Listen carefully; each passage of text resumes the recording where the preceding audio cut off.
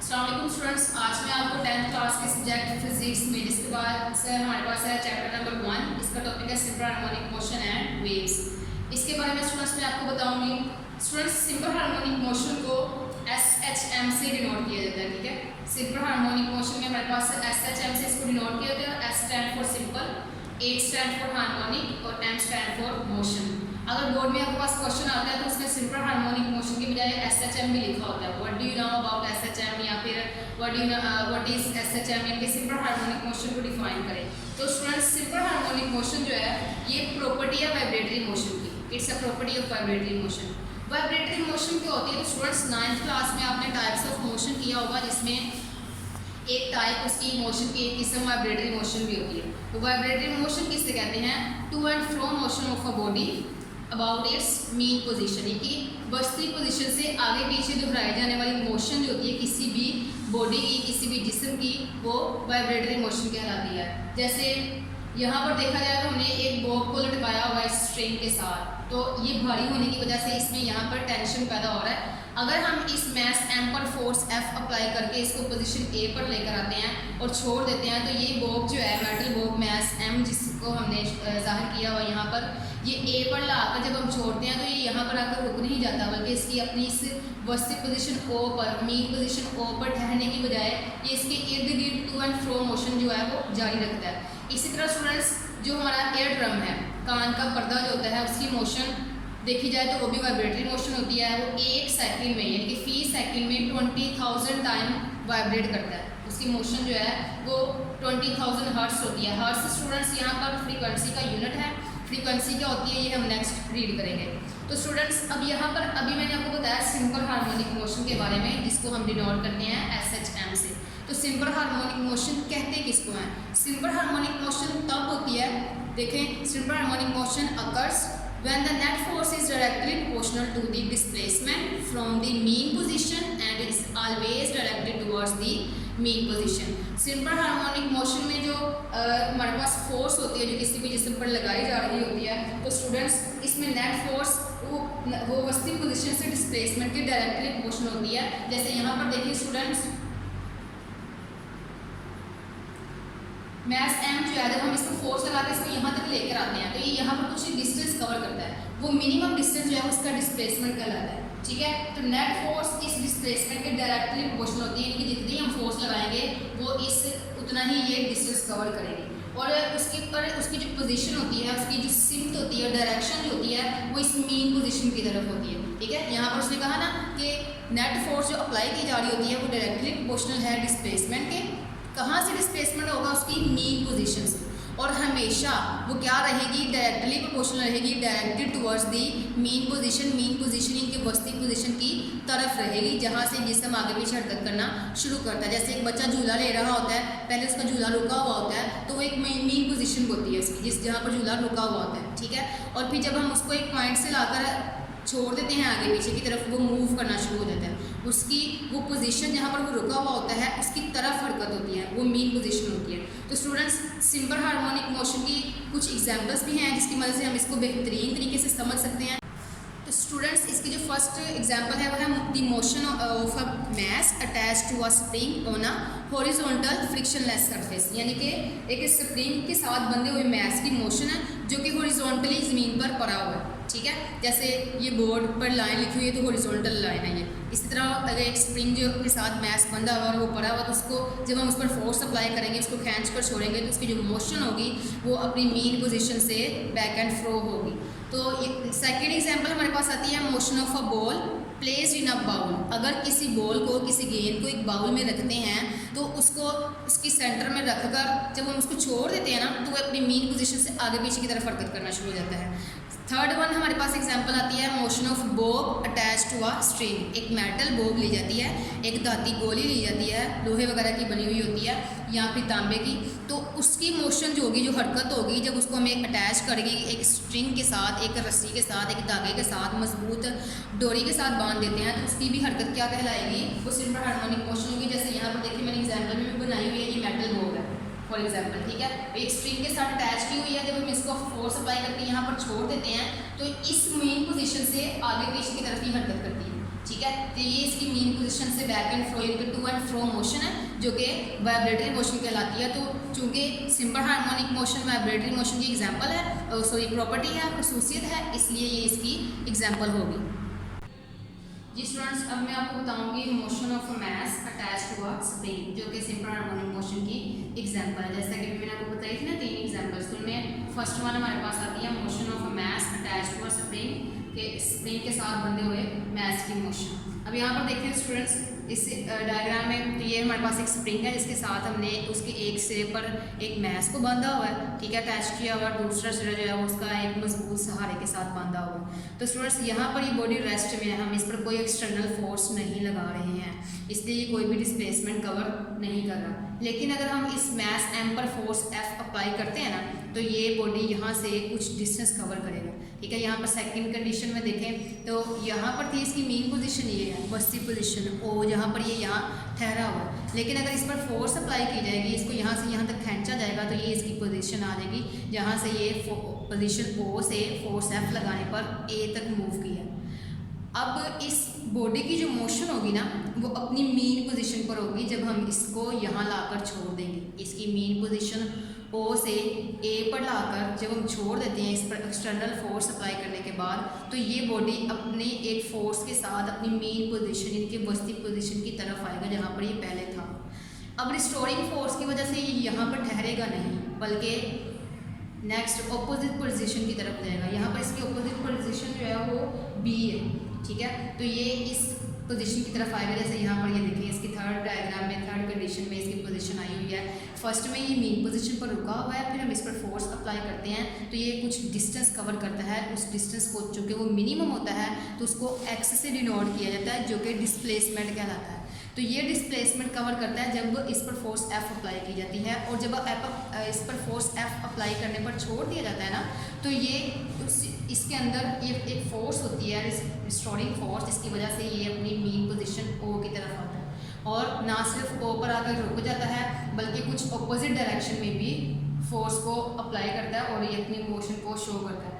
और फिर इसका ये डिस्प्लेसमेंट जो है ये पॉजिटिव होता है, और ऑपोजिट साइड पे इसका जो डिस्प्लेसमेंट है वो नेगेटिव होगा। जैसे एक्सिस में हमारे पास राइट साइड पे पॉजिटिव वैल्यूज़ और लेफ्ट साइड पे नेगेटिव वैल्यूज़ होती है ना, इसी तरह यहाँ पर इसका डिस्प्लेसमेंट जो है वो पॉजिटिव होगा और यहाँ पर इसका डिस्प्लेसमेंट जो है वो नेगेटिव होगा, और ये दोबारा से अपनी जो ऑपोजिट साइड ही वहाँ पर पोजीशन शो कर रहा है, और यहाँ से इसका ये डिस्प्लेसमेंट नेगेटिव है जो इसने इस मीन पोजीशन से कवर किया। ना कि ये यहाँ पर जब हमने इस पर फोर्स लगा कर छोड़ा तो ये रुक गया, बल्कि इसने अपनी मीन पोजीशन की तरफ आया और मीन पोजीशन पर रिस्टोरिंग फोर्स की वजह से रुक नहीं सका, ठीक है। तो अनर्शिया की वजह से इसने मुखालिफ सिमत में अमल किया, अपनी पोजीशन बी की तरफ और ओ से बी की तरफ इसने मूवमेंट को शो किया। तो यहाँ पर जो फोर्स एफ इस पर लगाई जा रही थी स्टूडेंट्स, वो डायरेक्टली प्रोपोर्शनल है एक्स की। जितनी फोर्स हम लगाएंगे बॉडी को मूव करने के लिए तो वो उतनी डायरेक्टली प्रोपोर्शनल होगी, इनकी इक्वल होगी उसके तय किए जाने वाले डिस्प्लेसमेंट के, जिसको हम यहाँ पर शो कर रहे हैं वेरिएबल एक्स से। तो स्टूडेंट्स यहाँ पर डायरेक्टली प्रोपोर्शनल के साइन को खत्म करने के लिए हम यूज़ करते हैं कांस्टेंट वैल्यूज़। तो यहाँ पर स्प्रिंग जो है वो किसी न किसी मेटल का बना हुआ है, ठीक है। तो ये सख्त भी होते हैं और नरम भी होते हैं, इसलिए सख्त और नरम के लिहाज से इसकी जो कांस्टेंट की वैल्यू है ना वो चेंज होगी, लेकिन रहेगी कांस्टेंट, ठीक है। तो यहाँ पर देखिए स्टूडेंट्स, इसके साथ नेगेटिव का साइन लगा हुआ है, डायरेक्टली प्रोपोर्शनल के साइन को खत्म किया हमने, तो यहाँ पर एक कांस्टेंट यूज़ किया तो वो तो हमें समझ आएगी कि कांस्टेंट के हमने यहाँ पर यूज़ किया है। यहाँ पर जो हम आयरन यूज़ कर रहे थे स्प्रिंग जो मेटल का बना हुआ था उस मेटल की वजह से। तो स्टूडेंट्स जो इसने डिस्प्लेसमेंट कवर किया है फोर्स उसके डायरेक्टली प्रोपोर्शनल है, लेकिन यहाँ नेगेटिव का साइन ये शो करता है कि उसने ऑपोजिट डायरेक्शन में भी डिस्प्लेसमेंट कवर किया। जैसे यहाँ पर लाकर जब हमने इसको छोड़ दिया तो इसको चाहिए था ये पॉइंट ओ पर रुके, लेकिन रिस्टोरिंग फोर्स की वजह से ये पॉइंट ओ पर रुका नहीं, बल्कि इसने कुछ डिस्टेंस कुछ डिस्प्लेसमेंट जो है वो बी की तरफ कवर किया, इसलिए वो ऑपोजिट था, पहले से ऑपोजिट था, इस साइड पे था, इसलिए इसकी ऑपोजिट डायरेक्शन की वजह से इसकी मुखालिफ सिमत की वजह से यहाँ पर इसके साथ नेगेटिव का साइन होगा, ठीक है। यानी कि स्प्रिंग की जो अमल करदा फोर्स है वो डिस्प्लेसमेंट के हमेशा मुखालिफ सिमत में होती है, ठीक है। तो यहाँ पर देखिए स्टूडेंट्स, एक्स जो है वो के के साथ मल्टीप्लाई हो रहा है, तो फोर्स एफ के नीचे आके क्या हो जाएगा, डिवाइड हो जाएगा। डिस्प्लेसमेंट हमारे पास नेगेटिव में था ना, तो नेगेटिव का की अलामत भी जो है वो इसके साथ ही आएगी।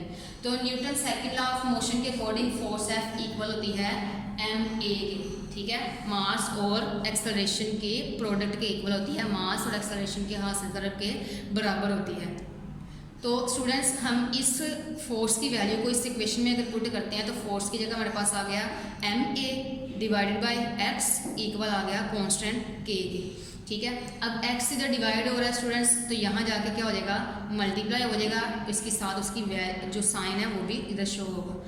m एक्सेलरेशन के साथ मैथ जो है वो मल्टीप्लाई हो रहा है, इक्वेशन के दूसरी जानिब जाकर क्या हो जाएगा, डिवाइड हो जाएगा। तो स्टूडेंट्स कांस्टेंट की वैल्यू कभी भी चेंज नहीं होती। तो यहाँ पर डायग्राम में देखें कि जब हमने इस रेस्ट में पड़े हुए बॉडी पर फोर्स अप्लाई करके इसको पॉइंट ए तक जब लेकर आए और हमने छोड़ दिया, तो इसने पर रिस्टोरिंग फोर्स की वजह से इसने अपनी मुखालिफ सिमत में भी कुछ डिस्टेंस कवर किया, जिसकी वजह से इसके साथ हमारे पास नेगेटिव का साइन आ रहा है। तो स्टूडेंट्स इसका मैस कम नहीं हुआ, मैस भी इसका कांस्टेंट ही रहा। ऐसा नहीं है कि इसको यहाँ से यहाँ तक लाने के लिए जब हमने फोर्स लगाई तो ये छोटा हो गया या बड़ा हो गया, अपनी असल मास से उसका मैस था वो ज़्यादा हो गया, मिकदार मादे की जिससे ये बना हुआ था वो कम या ज़्यादा नहीं हुई। इट्स मीन कि मैस भी कांस्टेंट रहा। तो यहाँ पर देखिए स्टूडेंट्स हमारे पास जो कांस्टेंट के है और मैस एम दोनों ही कांस्टेंट रहे, ठीक है। मैथ भी चेंज नहीं हुआ और कांस्टेंट की वैल्यू भी फिक्स होती है, एक जैसी रहती है हमेशा। तो स्टूडेंट्स यहाँ पर अगर देखा जाए तो ये हमारे पास अगर हम इस कंसिडर करते हैं 1 के इक्वल, तो 1 मल्टीप्लाई होता है x के साथ। तो ये जो इसमें एक्सेलरेशन की प्रोडक्शन हो रही थी इसकी वेलोसिटी में चेंजिंग की वजह से, तो वो एक्सेलरेशन डायरेक्टली प्रोपोर्शनल होगा माइनस x के, यानी उसके मुखालिफ सिमत में जो पैदा हो रहा था डिस्प्लेसमेंट, यहाँ पर इस मीन पोजीशन से इस ऑपोजिट साइड में जो पैदा हो रहा था उसके ये डायरेक्टली प्रोपोर्शनल होगी, यानी एक्सेलरेशन बराबर होगा। स्टूडेंट्स एक्सेलरेशन क्या होता है, एक्सेलरेशन तब प्रोड्यूस होता है जब किसी भी जिस्म की वेलोसिटी में चेंजिंग आती है। जैसे यहाँ पर इसकी वेलोसिटी जो थी वो कम थी, लेकिन जब हमने इसको छोड़ दिया है तो एक्सटर्नल फोर्स को हटा दिया, तो इसकी रिस्टोरिंग फोर्स की वजह से ये इसकी तरफ मूव किया, हरकत की इसने इसकी तरफ, तो वेलोसिटी चेंज हुई ना कम या ज़्यादा। तो जब वेलोसिटी में चेंजिंग आती है तो वेलोसिटी में तब्दीली की जो शरह होती है, यानी कि change rate of velocity is called acceleration. तो यहाँ पर इसकी वेलोसिटी में चेंजिंग आ रही थी, तो इसलिए फिर ये क्या कहलाएगा, एक्सेलरेशन कहलाएगा, जो कि उस डिस्प्लेसमेंट के डायरेक्टली प्रोपोर्शनल है। तो स्टूडेंट्स यहाँ पर हमें ये पता चला कि अगर हम किसी भी बॉडी पर जो कि किसी भी स्ट्रिंग के साथ अटैच किया गया है उस पर अगर एक्सटर्नल फोर्स अप्लाई करते हैं तो अपनी मीन पोजीशन से आगे पीछे की तरफ वाइब्रेट करता है, यानी कि टू एंड फ्रो मोशन जो है उसकी वाइब्रेटरी मोशन कहलाती है। तो उसकी खसूसियत जो कि हम सिंपल हार्मोनिक मोशन यहाँ रीड कर रहे हैं, उसकी example motion of mass attach to a spring read कर रहे हैं, तो उससे ये साबित होता है कि जिस्म पर जब फोर्स अप्लाई की जाती है यहाँ पर जो कि एक स्प्रिंग के साथ अटैच है, वो मैस एम अपनी मीन पोजीशन से टू एंड फ्रो अपनी इंतहाई मुकाम की तरफ, इंतहाई पोजीशन से ए और बी की तरफ भी हरकत करेगा, और ए और बी की तरफ जाते हुए उसकी जो स्पीड होगी वो कम होगी, जबकि मीन पोजीशन ओ की तरफ यानी कि वस्ती पोजीशन पर उसकी जो स्पीड है वो ज़्यादा से ज़्यादा होगी इसकी तरफ आते हुए, ठीक है, यहाँ से यहाँ आते हुए और यहाँ से इधर आते हुए। तो यहाँ पर वेलोसिटी जो है स्पीड इसकी वो ज़्यादा है, मैक्सिमम है, और इधर जाते हुए इसकी कम है, यहाँ पर एक्सेलरेशन ज़्यादा होगा। तो स्टूडेंट्स इस कंडीशन में मोशन जो है बॉडी की नहीं है और रेस्ट की हालत में पड़ा हुआ है, तो इसकी काइनेटिक एनर्जी इक्वल होगी 0 के। काइनेटिक एनर्जी कहते हैं किसी भी बॉडी में उसकी मोशन की वजह से जो एनर्जी पाई जाती है, ठीक है, उसकी हरकत की वजह से जो एनर्जी पाई जाती है, जैसे बहता हुआ पानी हरकत में होता है ना, ठीक है, वो उसमें काइनेटिक एनर्जी मौजूद होती है। इसके अलावा आप देखते हैं डिफरेंट एग्जांपल्स, एक दौड़ता हुआ लड़का या भागता हुआ स्टूडेंट जो है बाइसाइकिल चला रहा है, वो एक डिस्टेंस कवर कर रहा है, तो वो हरकत में है, तो इट्स मीन वो काइनेटिक एनर्जी का हामिल है। तो यहाँ पर इसकी कोई भी मोशन नहीं हो रही है मैस की, इसलिए इसकी काइनेटिक एनर्जी क्या होगी, 0 होगी। लेकिन यहाँ पर एक पोजीशन को शो कर रहा है, इसकी मीन पोजीशन है ना 0, जहाँ पर ये ठहरा हुआ है, तो इसकी ये मीन पोजीशन की वजह से जो कि फिक्स पोजीशन जाहिर कर रहा है, तो उसकी वजह से इसकी पोटेंशियल एनर्जी मैक्सिमम होगी, यानी कि ज़्यादा से ज़्यादा होगी, वो वैल्यू कोई भी हो सकती है। तो पोटेंशियल एनर्जी क्या होती है, किसी भी चीज़ की उसकी पोजीशन की वजह से एनर्जी। तो यहाँ पर ये मैस एम एक पोजीशन शो कर रहा है कि ये अपनी मीन पोजीशन पर ठहरा हुआ है। यहाँ पर सेकंड कंडीशन में अगर हम आते हैं तो हमने इस पर फोर्स अप्लाई करके इस मैस को पोजीशन ओ की बजाय हम पोजीशन ए पर लेकर आए हुए हैं, ठीक है। तो इसलिए यहाँ पर ये हरकत में आ गया ना अपनी वस्ती पोजीशन की बजाय, इसकी वस्ती पोजीशन से, इसलिए इसकी काइनेटिक एनर्जी मैक्सिमम हो जाएगी और पोटेंशियल एनर्जी इसकी 0 हो जाएगी, क्योंकि यहाँ पर ये हरकत में है। जब भी हम इसको छोड़ेंगे तो ये इस मेन पोजीशन से बैक एंड फ्रो इनके टू एंड फ्रो आगे पीछे की तरफ हरकत को जाहिर करेगा, इसलिए इसकी काइनेटिक एनर्जी यहाँ पर मैक्सिमम होगी सेकंड कंडीशन में और पोटेंशियल एनर्जी इसकी ज़ीरो होगी।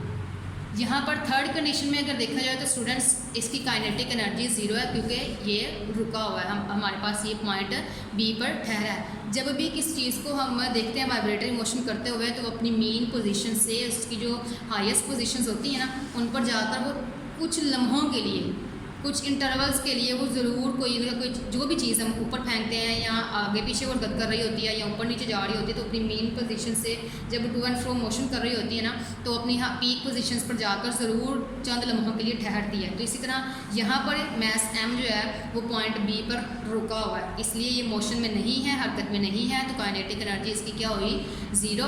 और चूँकि ये एक पोजीशन को जाहिर कर रहा है इसलिए पोजीशन की वजह से जाहिर होने वाली जो एनर्जी होती है वो इसकी पोटेंशियल एनर्जी होती है मैस की, इसलिए इसकी पोटेंशियल एनर्जी यहाँ पर क्या होगी, मैक्सिमम होगी। तो स्टूडेंट्स ये थी सिंपल हार्मोनिक मोशन किसी भी बॉडी मैस की जो कि एक स्प्रिंग सिस्टम में मौजूद था।